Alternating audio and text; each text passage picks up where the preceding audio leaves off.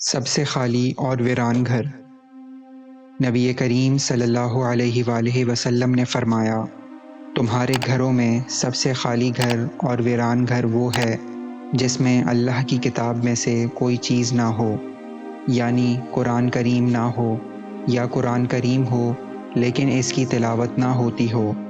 لہٰذا تم قرآن کریم پڑھا کرو، بے شک تمہیں اس پر اجر ملے گا، ہر حرف کے بدلے 10 نیکیاں ملیں گی۔ میں یہ نہیں کہتا الف لام میم یہ پورا مجموعہ ایک حرف ہے، بلکہ میں یہ کہتا ہوں کہ اس میں سے الف الگ حرف ہے، لام الگ حرف ہے اور میم الگ حرف ہے۔ گویا الف لام میم پڑھنے پر 30 نیکیاں ملیں گی۔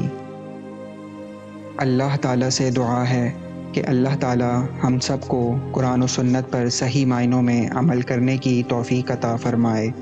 آمین یا رب العالمین۔